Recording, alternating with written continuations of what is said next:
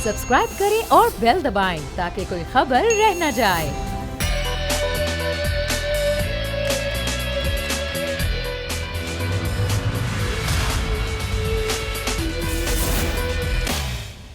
अस्सलामुअलैकुम। प्रोग्राम में मैं सुमैया रिजवान आपको खुश आमदीद कहती हूँ। नाज़रीन, जो भी मुल्क की सूरत हाल है, मईशत ज़बवाले का शिकार है। वज़ीर आज़म कोशिशें कर रहे हैं और महंगाई पर काबू पाने की हुकूमत ये कहती है, दावे भी करती है कि हम सही सिमत पर, सही ट्रैक पर चल पड़े हैं। इंशाल्लाह इसके समरात जल्दी आवाम को मिलेंगे। लेकिन दूसरी जानिब जो अपोजिशन है वो ऐसा कुछ नहीं मानती, क्योंकि ज़्यादातर जो अपोजिशन के रहनुमा हैं वो इस वक्त जेलों में हैं और अपोजिशन सड़कों पर आने का ऐलान कर चुकी है। इसमें मौलाना फजलुर रहमान सर फहरिस्त हैं। वो ये कहते हैं कि कोई आए ना आए लेकिन हम सड़कों पर होंगे और हमारे साथ इस मुल्क के ताजिर बरादरी के लोग, वकला, डॉक्टर सब होंगे। उसके बाद की जो सूरत हाल है वो ये है कि बिलावल भुट्टो की भी आपने गुफ्तगू सुनी। वो ये कहते हैं कि अगर कोई नुकसान पहुँचाने वाली गैर जमहूरी अगर कोई धरना होगा तो हम उसका साथ नहीं देंगे, लेकिन हमारी दुआएं मौलाना के साथ हैं। हम हर तरह की सतह पर मौलाना के साथ होंगे, लेकिन किसी धरने का हिस्सा नहीं होंगे। अगर हमें ये एहसास हुआ कि इस एहतजाज के पीछे कोई दूसरी ताकत है तो हम बिल्कुल भी किसी भी ऐसे गैर जमहूरी धरने का हिस्सा नहीं बनेंगे। दूसरी जानिब आसिफ इज़्ज़तारी कहते हैं कि बिल्कुल हम मौलाना फजलुर रहमान के साथ हैं, हर सतह पर साथ हैं। हम तो दुआ भी करते हैं, हम पर उम्मीद है कि उनका जो धरना है, जो उनका जलसा है, ये जो एहतजाज वो करने जा रहे हैं, उनका मार्च वो कामयाब होगा। उसके बाद जो हुकूमत का रद्द-ए-अमल था वो भी सामने आया। शेख रशीद ने आज कहा कि ये वो लोग हैं जिनको NRO नहीं मिला, ये 4-5 लोगों अगर NRO दे दें तो फिर मामलात सुधर जाएंगे, मामलात ठीक हो जाएंगे। लेकिन कल जो मुलाकात हुई थी साबिक़ वज़ीर आज़म और मुस्लिम लीग नून के कायद मियाँ नवाज शहबाज शरीफ से, तो शहबाज शरीफ ने कहा कि मैं सेहती ख़राबी की वजह से जलसे की या मार्च की क़यादत नहीं कर सकूँगा, तो अब ये जो धरना और जो एहतजाज है इसकी क़यादत करेंगे एहसन इकबाल साहब। मज़ीद बात करेंगे ज़ाहिर इस पर क्या अभी तक डेवलपमेंट्स हुई हैं, क्या सूरत हाल है, कौन कौन साथ है, बनाने के अकील अहमद से जानते हैं। अकील, आप मुस्तकिल रिपोर्ट कर रहे हैं हमें तमाम तर मीटिंग्स के हवाले से भी, उसके बाद क्या तय पा रहा है उसके हवाले से भी। अभी आपके पास क्या खबर है? जब मौलाना आएंगे 27 अक्टूबर को बैठेंगे, धरना देंगे, तो कौन कौन सी पार्टीज उनके साथ होंगी अमलन? जी, मौलाना फजलुर रहमान ने कल 27 अक्टूबर को धरना देने का फाइनल ऐलान कर दिया है। कल बिलावल भुट्टो और मौलाना फजलुर रहमान की एक अहम मुलाकात हुई, जिसके बाद देखने में ये है कि बिलावल भुट्टो जो है मुश्तरका प्रेस कॉन्फ्रेंस किए बगैर उसका चले गए, जिससे उन्होंने ये वाज़ेह पैगाम दिया कि पीपल्स पार्टी मौलाना फजलुर रहमान के साथ नहीं है। उसके बाद आज एहतसाब अदालत पेशी के मौके पर भी और उसके अलावा कल मीडिया से गुफ्तगू करते हुए भी उन्होंने कहा कि हम मौलाना फजलुर रहमान के सिर्फ अखलाकी हिमायत करेंगे, लेकिन धरने में उनका जिस तरह एक वो भरपूर शिरकत है वो नहीं कर सकेंगे। जबकि मुस्लिम लीग नून की जानिब से दो धड़े हैं, शहबाज शरीफ और नवाज शरीफ का। शहबाज शरीफ के जो हामी हैं एहसन इकबाल और उनकी दूसरी टीम है, उनको मौलाना फजलुर रहमान के धरने के हवाले से शुकूक शुबहात हैं और वो ये इस चीज़ का इजहार कर रहे हैं कि अगर मौलाना फजलुर रहमान का जो धरना है वो नाकाम हो गया और अगर जो मौलाना जिस तरह कह रहे हैं कि वो इस हुकूमत को हटा कर ही जाएंगे और वो इसके बगैर जो है उनका कोई दूसरा मुतालबा नहीं।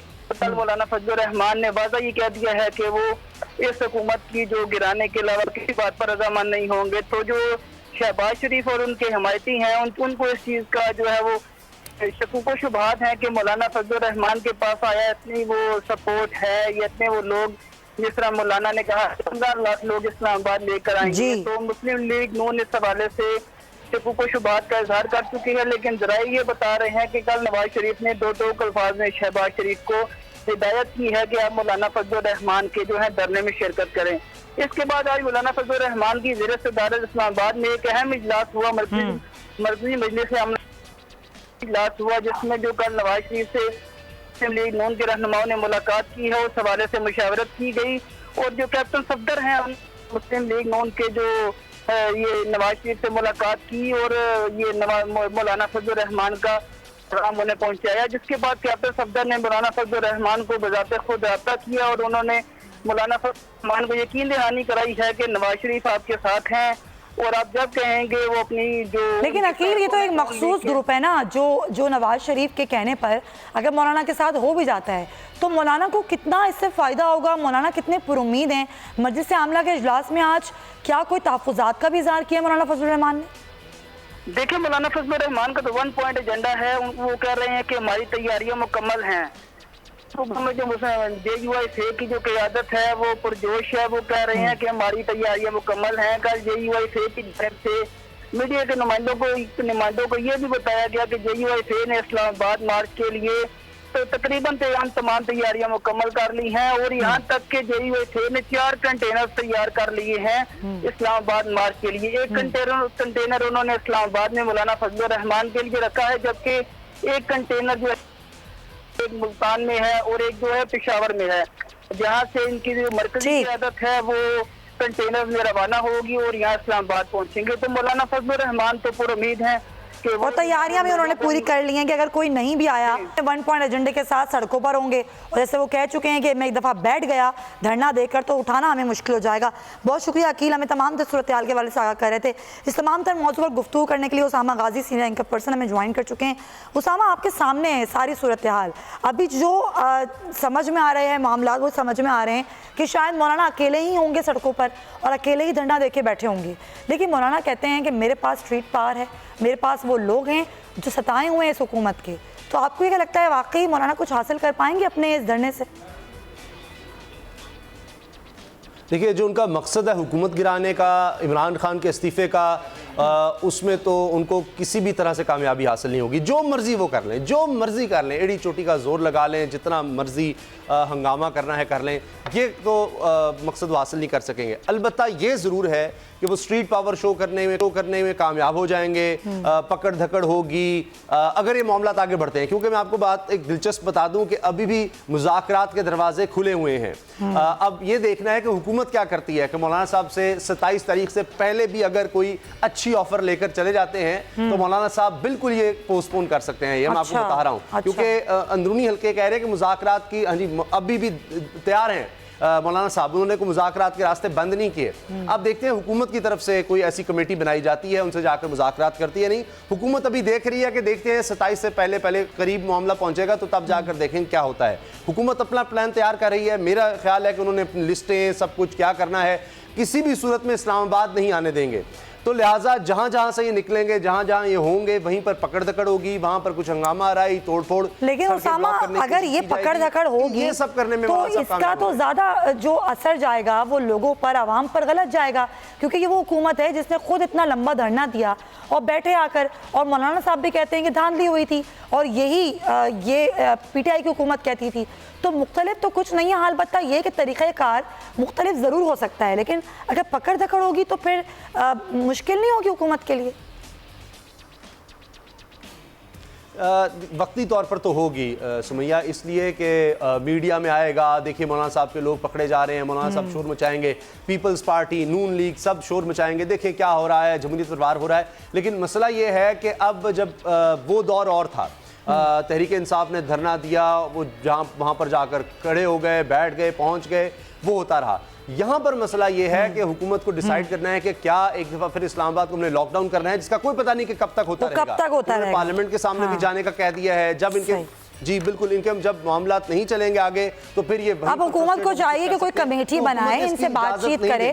बिल्कुल सही पॉइंट, लेकिन ज़ाहिर हुकूमत कमेटी बनाती है या नहीं बनाती, अलबत्ता वो लोग जो अगर हुकूमत से कहीं ना कहीं थोड़े से शाकी हैं उनको मनाने के लिए, उनके लिए आसानियां पैदा करने के लिए हुकूमत ने कुछ मीटिंग्स रखी और ये मीटिंग्स होंगी मुसलसल। और यही इस मीटिंग का एक कल पहला पार्ट था जो कि वज़ीर आज़म इमरान खान और आर्मी चीफ ने कल ताजिर बरादरी, सनतकारों और के वफ़द से मुलाकात की और उनको यकीन दिलाया कि नैब के हवाले से उनके जो भी तहफ़्फ़ुज़ात हैं वो दूर किए जाएंगे। एक लाए अमल भी बनाया गया है, इस पर हम बात करेंगे। हमारे साथ ज़ुबैर मोतीवाला हैं, मशहूर कारोबारी शख्सियत, उनसे बात करते हैं जो कि इस मीटिंग में मौजूद है। ज़ुबैर साहब, आपका बहुत शुक्रिया। कितने आप लोग मुतमईन हुए हैं? कल वज़ीर आज़म ने आप लोगों को यकीन दहानी कराई है कि नैब के वजह जो आप लोगों के तहफ़्फ़ुज़ात थे, जो भी आप लोगों के तहफ़्फ़ुज़ात आप लोगों ने वज़ीर आज़म के सामने रखे, तो उन्होंने आपको क्या यकीन दहानी कराई और आप लोग कितने मुतमईन हुए हैं? देखिए, चीफ ऑफ आर्मी स्टाफ की जो पहली मीटिंग थी उसमें जो ये सबसे पहला जो पॉइंट किसी ने रेस किया वो नैब का था। और वो नैब के पॉइंट के बाद उन्होंने कहा कि जी हमें एहसास है बिजनेस कम्युनिटी का ये प्रॉब्लम्स हैं, हम इसको पूरी तरह से इसको हल करेंगे, हम आपको श्योर कराते हैं। और साथ ही एक 4 मेंबर की बिजनेस कम्युनिटी से कमेटी बनाने का ऐलान किया। तो हम समझते हैं कि जहाँ तक नैब का ताल्लुक है और जहाँ तक ये नैब के जो मसाइल हैं उस हवाले से मुझे लगता है कि खातिर ख्वाह प्रोग्रेस है। और हम शुक्रिया अदा करते हैं चीफ ऑफ आर्मी स्टाफ का भी, प्राइम मिनिस्टर पाकिस्तान का भी, जिन्होंने एहसास किया कि जो है ना ये नेप की वजह से लोग परेशान हैं और जो है ना उसके लिए कोई ना कोई ऐसा काम होना चाहिए कि डिफरेंशिएशन होना चाहिए बिजनेस कम्युनिटी में और उसमें। हालांकि ये पहले चेयरमैन नेप ने भी ये बात जो है ना बिजनेस कम्युनिटी के हवाले से की थी कि हम बिजनेस कम्युनिटी को अलग से ट्रीट करेंगे, लेकिन मेरा ख्याल है अब ये सारे तीनों फ्रंट के ऊपर से एक ही बात आई है, तो बिजनेस कम्युनिटी वाले खुश हैं कि ये जो हमारे साथ जो प्रॉब्लम्स थे ये इंशाल्लाह ताला ये प्रॉब्लम तो कम से कम हल हो जाए। बड़ी अच्छी बात है, लेकिन ये जो 4 रुकनी कमेटी का जिक्र किया जुबैर साहब, ये काम कैसे करेगी कमेटी?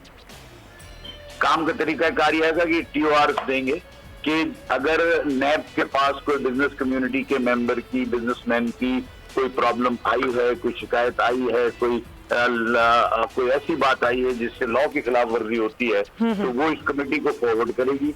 ये कमेटी उन TORs की रोशनी में उसे इवेल्युएट करेगी। अगर वो देखेगी कि जो बिजनेसमैन जिसके बारे में बात हो रही है तो वाकई कसूरवार है, तो वो नैब से कहेगी कि इसको आप देखें, बिल्कुल ठीक है, इसको आप आगे बढ़ें।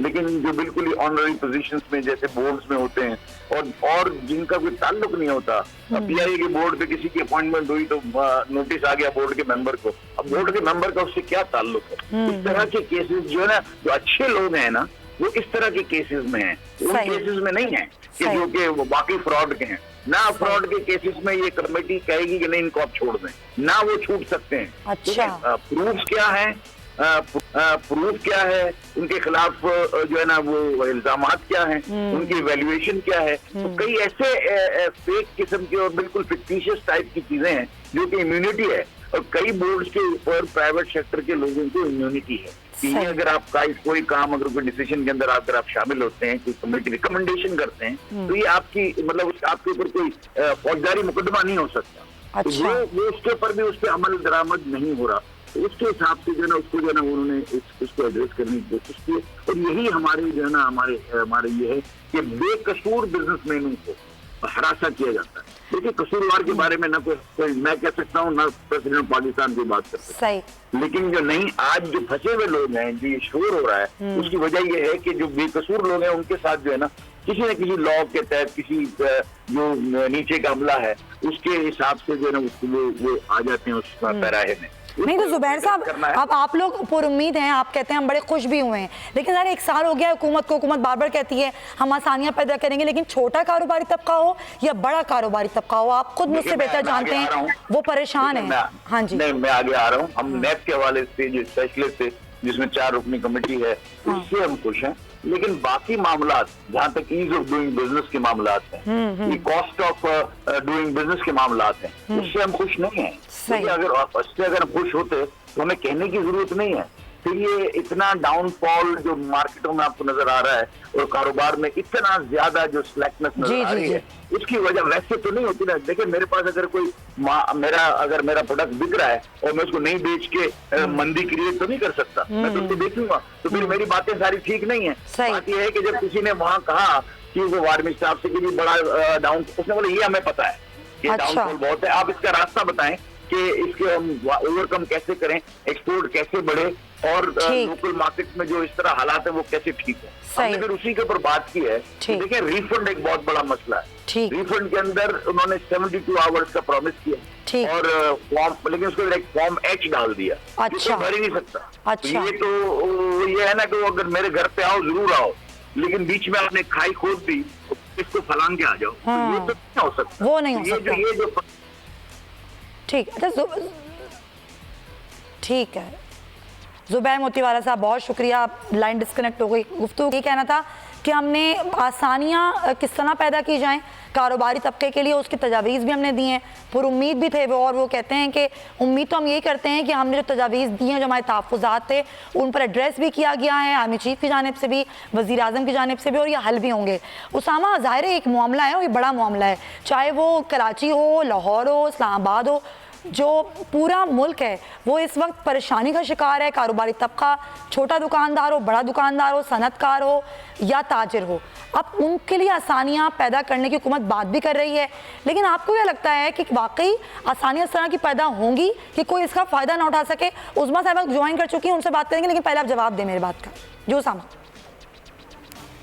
जी, मेरा ख्याल है कि फौरी तौर पर कोई रिलीफ नहीं मिलने वाला। कोशिश हुकूमत करेगी कि एक एक करके कहीं ना कहीं से कोई सहूलत पैदा की जाए, लेकिन जब ये करने जाएंगे तो फिर रेवेन्यू और दीगर मसाइल पैदा होंगे। अब जब हुकूमत आई तो इनको मसला ये था कि जिस तरह है कि एक जिस्म है, मईशत को अगर यूँ समझ लें तो उसको 8-10 बीमारियाँ लाक हैं, तो उन्होंने सबका इलाज एक दफ़ा ही करने की कोशिश की, जिसकी वजह से इतना ज़्यादा हुआ कि जिस्म और कमज़ोर हो जाता है जब आप उसको इतनी ज़्यादा दवाइयाँ देंगे। तो ये मसला हुकूमत के लिए हुआ है। शायद वो स्टेप बाय स्टेप चलते तो आज ये हालात ना होते, लेकिन अब हुकूमत ये कहती है कि अगर हम स्टेप बाय स्टेप चलते तो ना IMF हमसे हमारी बात मानता और ना हम आज यहाँ खड़े होते जहाँ पर हैं, दिवालियापन के हम करीब थे। ये हुकूमत का मौक़िफ़ ही है। बिल्कुल उस्मा साहिबा, आप मेरे प्रोग्राम में कई बार ये मौक़िफ़ दे चुकी हैं कि ज़ाहिर है हमें IMF की शराइत नहीं माननी थी, लेकिन हमें इस चीज़ से निकलना था। जो एक मुसीबत थी, जो एक ज़ाहिर सूरत हाल थी मईशत की, उससे हुकूमत को निकलना था। अब उस निकलने के लिए कितना आवाम को पिसा जाएगा? ताजिर बरादरी हो, सनतकार हो, दुकानदार हो, चाहे वो कारोबारी तबका हो या नौकरी पेशा, सब परेशान हैं। इस चीज़ से हम कब निकलेंगे? और क्या उम्मीदें, दुआएं, खिताबात, तकरीरें ये सिर्फ हमारे लिए काफ़ी होंगी या कुछ अमलन भी किया जाएगा? सुमैया, बहुत शुक्रिया आपने मुझे इनवाइट किया अपने प्रोग्राम में। देखें, हमारा जो फंडामेंटल्स इकॉनमी के वो इतने डिस्ट्रॉय हो चुके थे कि एक मुल्क, आप कोई भी दुनिया में मुल्क उठा के देख लें, वहाँ पे सिस्टम हमेशा टैक्सेस रेवेन्यू के फॉर्म में आते हैं और उससे जो है हुकूमत है वो फिर अपना डेवलपमेंट के काम या जो भी उसके आगे सिलसिले में वो चलते हैं। अब हमारे मुल्क में 1% आपको पता है 20 करोड़ में से लोग टैक्स देते हैं और कोई टैक्स देता नहीं है। अब हुकूमत ने कोशिश ये की कि किसी तरीके से जो एक प्रॉपर बाय द बुक है कि सब लोग जो हैं वो टैक्स के नेट में आए। अब जिस भी तबके को हुकूमत छेड़ती है वो चीखना चिल्लाना शुरू कर देते हैं क्योंकि उनको आदत नहीं है टैक्स की। ये जो इस दफ़ा प्राइम मिनिस्टर से मुलाकात और फिर उसके बाद आपको पता है नैब के चेयरमैन हैं, उनसे मुलाकात, फिर आर्मी चीफ से मुलाकात, ये कॉन्फिडेंस बिल्डिंग मेजर्स हैं क्योंकि हुकूमत ये बावर सारे 1 पेज पे हैं। एक ही मकसद है सारों का कि हम अपने कारोबारी तबके को बोलें कि जी आपके बगैर मुल्क तरक्की नहीं कर सकता, हम आपको फैसिलिटेट करना चाहते हैं, लेकिन आप पे भी एक फ़र्ज़ है, आपको भी वो पूरा जहाँ पे हुकूमत की फॉर एग्ज़ाम्पल उनको रिफ़ंड देने का जो सारा मामला था वो हुकूमत ने बिल्कुल अंडरटेकिंग दी, उनको श्योरिटी दी कि सारे जो आपके उस्मा साहिबा कारोबारी तबका ब्लैकमेल कर रहा है हुकूमत को, किए जाएंगे। लेकिन देखें, जो छोटे ताजिर हैं वो उनके तो दिमाग में आ ही नहीं रहा क्योंकि वो उनको कभी हुकूमत ने कोई फ़ायदा दिया ही नहीं। वो उल्टा वो एक्सप्लॉइट हुए हैं। FBI के जो छोटे छोटे इंस्पेक्टर थे उनको जाके ब्लैकमेल करते थे कि जी आप हमें दे दें तो हम आपका इतना रुपया जो है वो सेव कर देंगे, हुकूमत को आपने दिया तो आप फंस जाएंगे। तो ये सारा कल्चर जो है ये इतना ख़राब हो चुका है कि हुकूमत के ख़जाने में कोई कुछ नहीं देता, लेकिन नीचे अंडर हैंड जो रिश्वतें दे दे के वो समझते हैं कि हमने अपने कारोबार में बहुत फ़ायदा कर लिया है।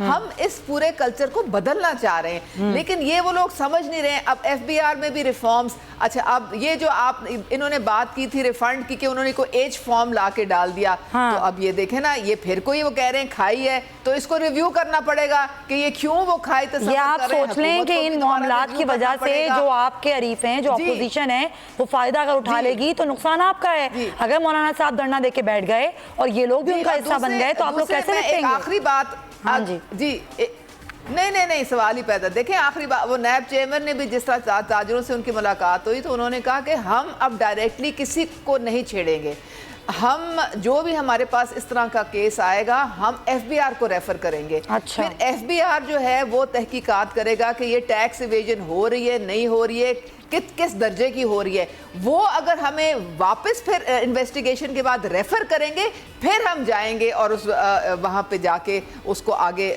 बढ़ाएंगे। तो ये कॉन्फिडेंस बिल्डिंग मेजर्स है। हम चाह रहे हैं कि जो देखें कोई भी आप इंट्रोड्यूस करते हैं पॉलिसी मैटर तो फिर जो उसका फीडबैक आता है या उसका जो लैशबैक आता है उसके बाद फिर आपको थोड़ी रिवीजन करनी पड़ती है क्योंकि आपने सबको साथ लेके चलना है। और जब तक हमारे मुल्क में कारोबार नहीं होगा तो किस तरह ये हमारी हुकूमत ये तो सोचने वाली बात आप लोगों की है ना। एक साल हो गया, कारोबारी तबका जब परेशान हो गया, आपको समझ में आ गया कि इनसे बात किए बगैर कोई गुजारा नहीं है, इनकी बात माने बगैर कोई गुजारा नहीं है, तो फिर आप लोग नुकसान तो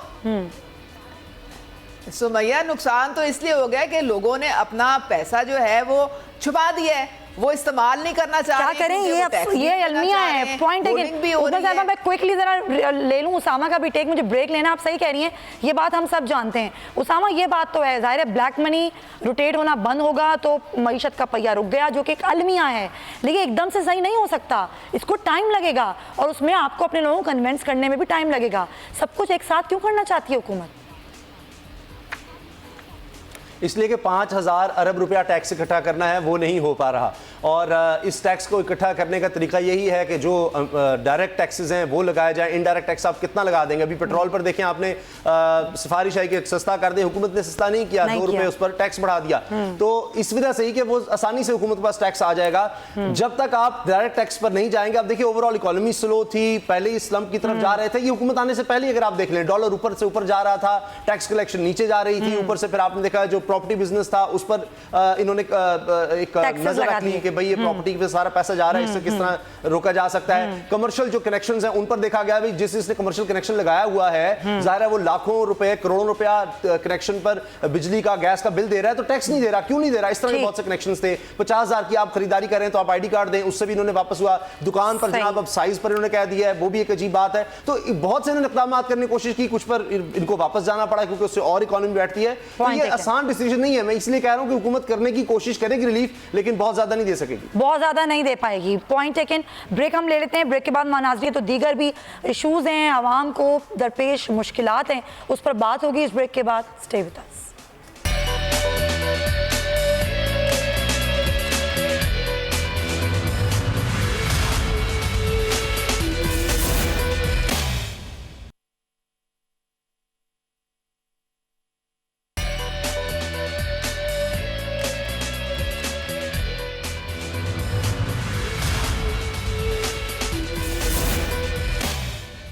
welcome back to the show. नाजरीन, बहुत दिनों से आपने देखा कि केपीके पेशावर में जहां पर डॉक्टर्स की हड़ताल जारी थी, मरीजों को शदीद मुश्किलात का सामना करना पड़ा। 10 रोज़ तक यही हड़ताल की सूरत हाल रही। आज पेशावर हाई कोर्ट का फैसला आया और उस फैसले में कहा गया कि डॉक्टर्स की हड़ताल ख़त्म कराई जाए और पुलिस ने जो गिरफ्तार किए डॉक्टर्स उनको भी रिहा किया जाए। अब वहाँ पर क्या सूरत हाल है?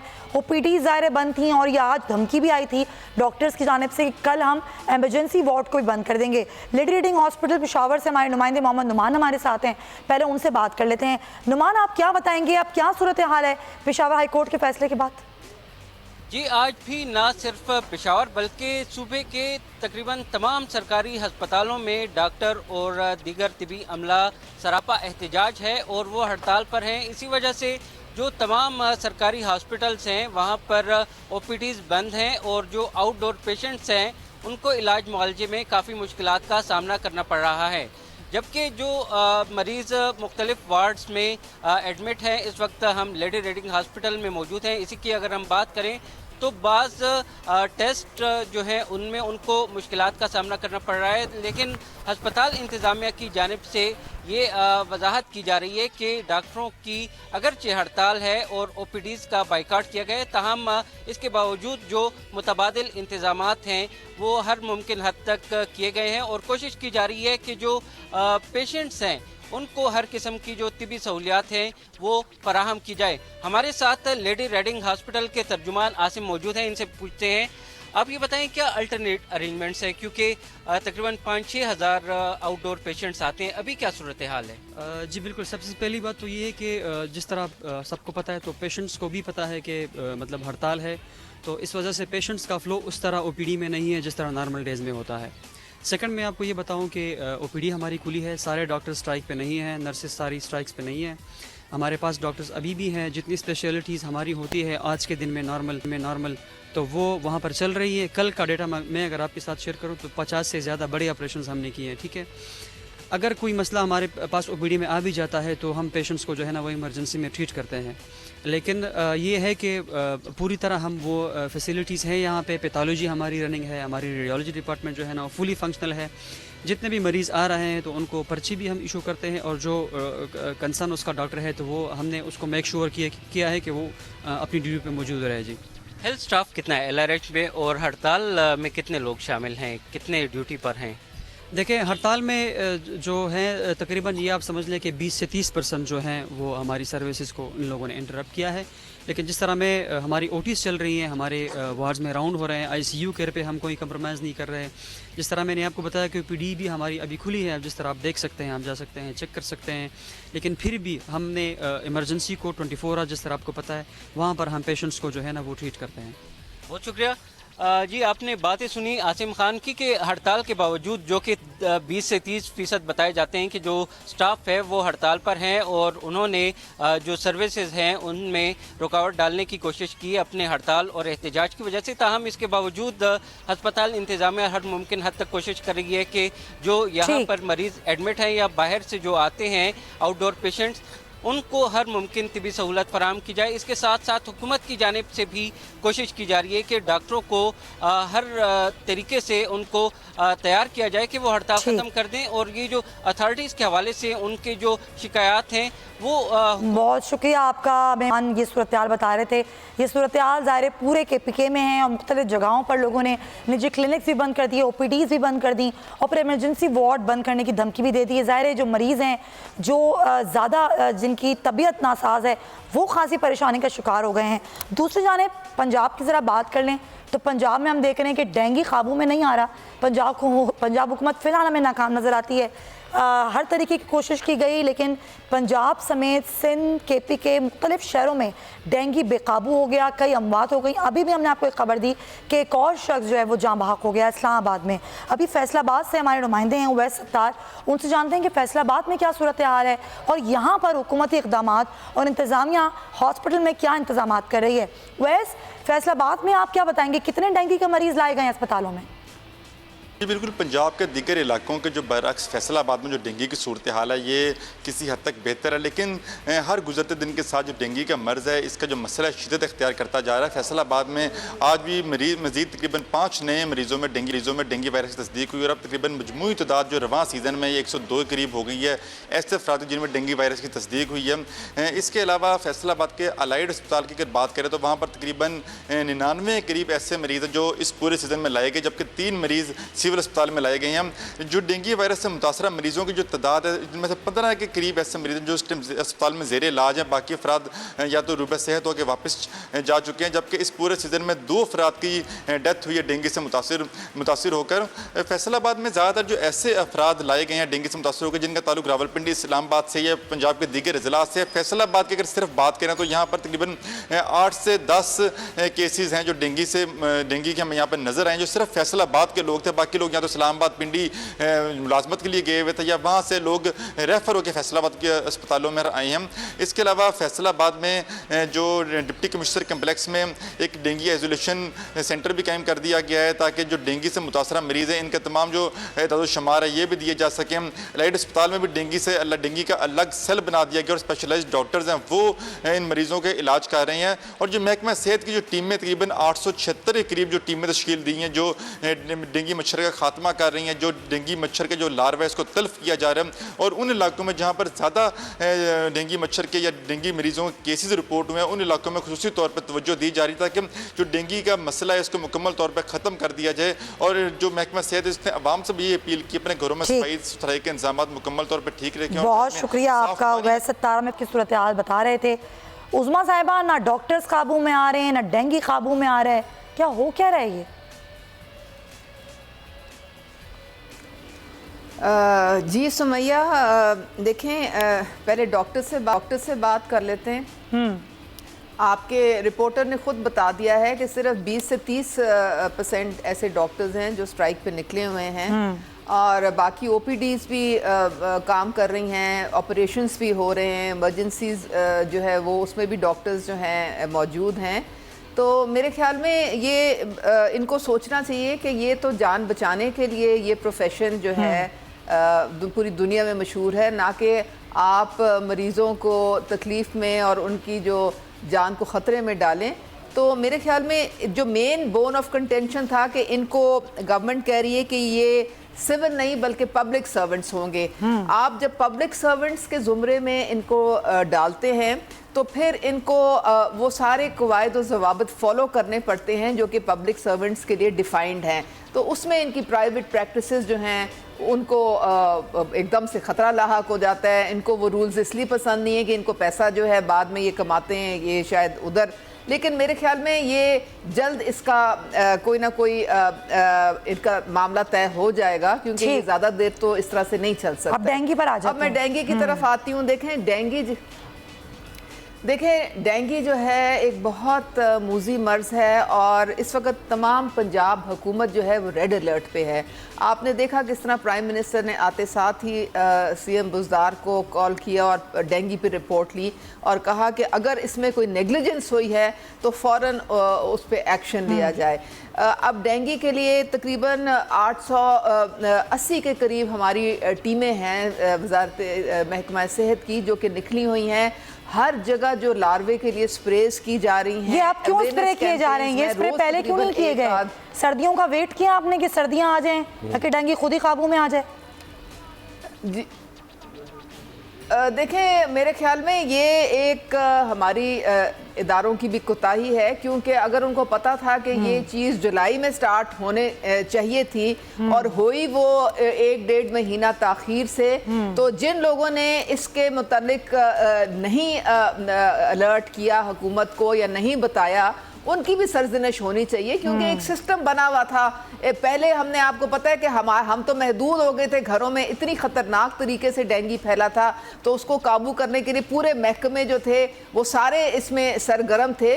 तो मेरे ख्याल में कुछ ऐसे लोगों को सजा भी दी गई है और अच्छा सजा भी दी गई है, पॉइंट टेकन। ये बिल्कुल कोताही, लेकिन लोगों की जानें चली गई हैं तो जाहिर है अब आप लोगों को सोचना चाहिए था। बड़ी बात है कि आपने कोताही तो मानी, गलती तो मानी। बुज़दार साहब का तो मैंने ऐसा कोई बयान नहीं सुना। अपनी जो आपकी पॉइंट टेकन आपकी जो डीसी थी लाहौर की वो भी रिमूव इसी वजह से हुई हैं, क्योंकि ये उनका दायरेकार था। उनको चाहिए था कि ये वक्त से जो है ये टीमें निकलती और ये जाती और सारा स्प्रे करती और लार्वा जो था। चलें जी, पॉइंट टेकन उसामा, जाहिर है अभी बिल्कुल सही पॉइंट टेकन, इंशाल्लाह ताला बिल्कुल आइंदा ऐसा होगा। ठीक है, पॉइंट टेकन। उस्मा साहिबा ने कहा क्या फ़र्क पड़ता है, ये 30%, 20% डॉक्टर्स हैं, एक डॉक्टर एक दिन में 30 मरीजों को देखता है, तो सोचेंगे 30 डॉक्टर्स कितने मरीजों को देखते होंगे, कितने मरीजों को नुकसान हो रहा होगा, कितने मरीज ऐसे होंगे जिनको सिर्फ नज़ला बुखार खांसी नहीं होगी, हो सकता है किसी को डेंगू भी हो और वहाँ पर वो डॉक्टर्स ही नहीं होंगे, ओपीडीज भी बंद होंगी, डेंगू काबू में नहीं आ रहा। डेंगू की ये सूरत हाल सबके सामने है। आपको क्या लगता है कि कोताही सिर्फ एक इदारे की है, चंद लोगों की है, या फिर हुकूमत की है?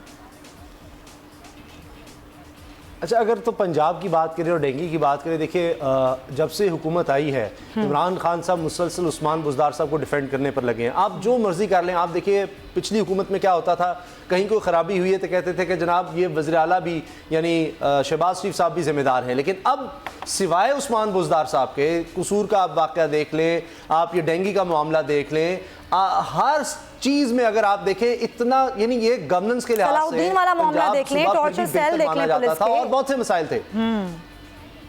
कुछ भी आप देख लें। अब इस वक्त एक आपको नजर आता है कि एक ऐसे है कि जैसे सो चुका है, पूरी एडमिनिस्ट्रेशन सोई हुई है, तो सारे कसूरवार हैं। आपने इतनी ब्यूरोक्रेसी में पाकिस्तान की 70 साल तारीख में इतनी अखाड़ पिछाड़ इतनी तेजी से तबादले नहीं हुए होंगे जितने अब हो रहे हैं, मगर उसके बावजूद अगर नहीं कंट्रोल हो रहा, क्या और किसका कसूर होगा कि आपको पता है हर साल डेंगू का खतरा होता है, आपने स्प्रे करना है, विजिलेंस कायम करनी है। जब एक चीज फैल गई तो फिर उसका क्या फायदा, फिर तो वो रिएक्टिव आप मोड में आ जाते हैं। इमरान खान साहब आएंगे क़ौमी मुत्तहिदा से होकर और उसके बाद वो बुज़दार साहब को बुलाएंगे और कहेंगे भाई ये डेंगू नहीं कंट्रोल हुआ, कहते जी मैं करता हूं। तो आप सोते रहते हैं बुज़दार साहब, मुझे तो समझ नहीं आती। लेकिन मैं आपको पहले भी कह चुका हूं बुज़दार साहब के अलावा कुछ हाल देखना होगा। इमरान खान साहब ने बहुत ज्यादा इन्वेस्टमेंट कर दी बुज़दार साहब पर, ये 1.25 साल हो गया है, लेकिन वो टस से मस नहीं। कैपेसिटी की बात है। देखिए मैं वसीम अकरम प्लस नहीं बन सकता, मैं इस ओवर में जितनी मर्जी मुझसे आप बॉलिंग करवा लें, जो मर्जी कर लें, मैं पाकिस्तानी टीम में सेलेक्ट नहीं हो सकता। इसमें उम्र में रिटायर हो जाते हैं लोग, तो लिहाजा अब बुज़दार साहब जो है उनकी कैपेसिटी नहीं है। जहां तक आपने बात की डॉक्टर्स की, देखिए वहां पर यह जरूर है कि एक मसला जब से पाकिस्तान बना है तब से चल रहा है प्राइवेट प्रैक्टिस का, दीगर मामलात का, लेकिन मुझे लगता है अब दौर बदल रहा है। डॉक्टर्स जो मर्जी हो जाए, आपसे आप पटिया बांधें, आप केसेस करें, आप अदालत में जाएं, आप डिपार्टमेंटल अपना जितना भी लेकिन मसीहा है तो मसीहाओं वाला काम जरूर करें। पॉइंट लेकिन उसामा गाजी वक्त खत्म हो गया है। बहुत शुक्रिया सरदार साहब, आपका भी बहुत शुक्रिया। इसके साथ ही प्रोग्राम का वक्त खत्म होता है। इंशाल्लाह आपसे होगी पीर को मुलाकात। अपना बहुत ख्याल रखिए। अल्लाह हाफिज।